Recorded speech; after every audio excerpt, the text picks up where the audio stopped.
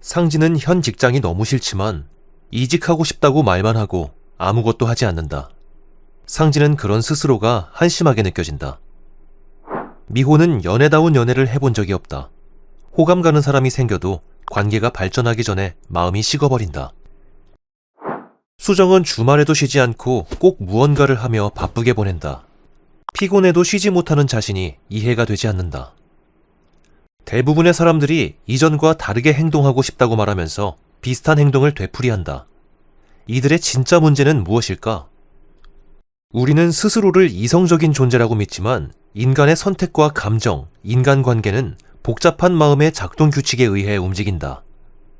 마음의 작동 규칙을 아는 사람과 모르는 사람 사이에는 관계와 선택, 삶에서 큰 차이가 생길 수밖에 없다. 인간의 마음이 어떻게 움직이는지 알아보자. 1. 불평하면서 아무것도 안 하는 사람들의 심리. 현재 직장이 최악이라고 말하면서도 이직하지 않고 머무르는 사람이 많다. 상황을 바꾸지 않고 불평만 하는 이유는 무엇일까? 우리의 뇌가 게으르기 때문이다. 뇌는 무척이나 게으르기 때문에 새로운 일보다 하던 일을 그대로 하는 것을 좋아한다. 이를 정확하게 이해하려면 적극적인 행위와 아무것도 하지 않는 행위, 즉 자귀와 부자귀의 차이를 알아야 한다. 한 실험에서 참가자들에게 자녀가 병에 걸리는 걸 막으려면 예방접종을 해야 한다고 말해주었다. 접종 부작용으로 사망할 확률은 0.05%, 미접종으로 사망할 확률은 0.1%로 미접종 시 사망할 확률이 2배 더 높다는 설명도 덧붙였다. 그런데도 대다수 참가자는 자녀에게 예방접종을 하지 않겠다고 했다. 위험을 감수하느니 아무것도 하지 않겠다고 한 것이다. 이처럼 뇌는 적극적인 행위로 생겨날 상해보다 아무것도 하지 않아 발생하는 상해가 덜 나쁘다고 생각한다. 이를 심리학 용어로 부작위 편향이라고 한다. 부작위 편향에 빠지면 뇌는 아무것도 하지 않아서 자기 자신이 괴로울지라도 개의치 않는다. 그렇다면 일상에서 부작위 편향을 경계하는 방법은 무엇일까? 먼저 이걸 해야 할까 하지 말아야 할까 하고 자문해 보는 것이다. 그 다음 적극적으로 행동했을 때 일어날 일과 아무것도 하지 않았을 때 일어날 일을 적어본다. 마지막으로 둘 중 어느 쪽이 더 후회가 될지 판단해보자. 한 연구에 따르면 하지 않은 일은 시간이 흐르면 흐를수록 두고두고 후회하는 경향이 나타난다고 한다. 시간이 흐를수록 벌어진 그대로의 과거가 아니라 하지 않은 일이 좋은 쪽으로 흘러가는 상상을 하기 때문이다. 남은 인생을 하지 않은 일을 떠올리며 후회만 하며 보내고 싶지 않다면 부작위 편향에서 벗어나려는 노력을 해보자. 2. 사랑할 때 하지 말아야 할 행동. 누군가에게 특별한 감정이 생길 때 절대 하지 말아야 할 행동이 있다. 그 사람이 좋은 이유를 하나하나 따져보는 것이다. 좋아하는 감정이 이미 분명한데도 그 이유를 설명하려 애쓰다 보면 감정보다 이성적인 판단이 앞서게 된다. 또한 그 사람이 좋은 이유를 적어서 살피다 보면 자연스럽게 싫은 이유도 함께 떠오르게 된다. 그러면 돌연 사랑은 식어버리고 만다.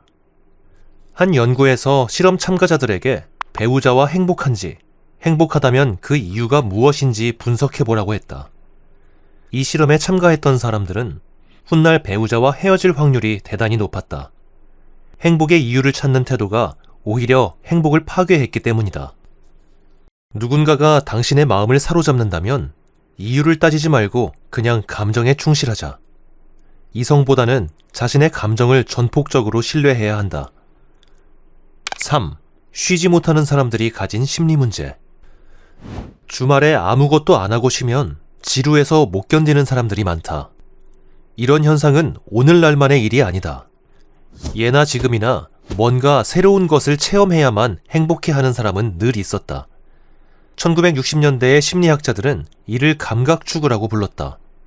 감각추구에는 4가지 유형이 있다. 첫째, 모험 중독이다. 이들은 패러글라이딩이나 번지점프 등 위험한 신체 활동을 해야 직성이 풀린다. 둘째, 체험 중독이다. 체험 중독에 빠진 사람들은 출근길을 바꾸거나 새로운 음식을 먹는 걸 즐긴다. 이들에게는 매번 새로운 경험이 소중하다. 셋째, 자제력 상실 중독이다. 이들은 짜릿한 자극이라면 정신이 나갈 정도로 좋아한다. 밤새 술을 마시기도 한다. 마지막은 지루함 혐오 중독이다. 이들은 같은 일을 2번 하는 것을 견딜 수 없어 한다. 만약 감각 추구 행동을 하는 것이 좋다면 다른 사람들이 뭐라고 하든 나를 행복하게 만드는 그것을 받아들이면 된다. 그러나 감각 추구가 사회적 기대와 결합해 불필요한 압박으로 작동하고 있는 것이라면 주의할 필요가 있다. 현대사회에서는 생산성을 중요시한다. 상대적으로 쉬는 건 비생산적으로 보이기 때문에 사람들은 무리해서 활동하는 경우가 많다. 또한 다른 사람들이 주말에 활동적으로 보내는 모습을 보면서 자신도 그렇게 해야 한다는 압박을 느끼기도 한다. 불행해지지 않으려면 나는 어떤 감각 추구 유형이며 무엇이 나를 행복하게 만드는지 명확히 파악해야 한다. 내가 행복하다면 소파에 누워 쉬는 것도 좋다. 누가 뭐라 하든 나를 행복하게 만드는 행동을 하자. 행동을 결정짓는 40가지 심리 코드. 마음은 어떻게 움직이는가? 이 콘텐츠가 도움이 되었다면 구독과 좋아요를 눌러주세요.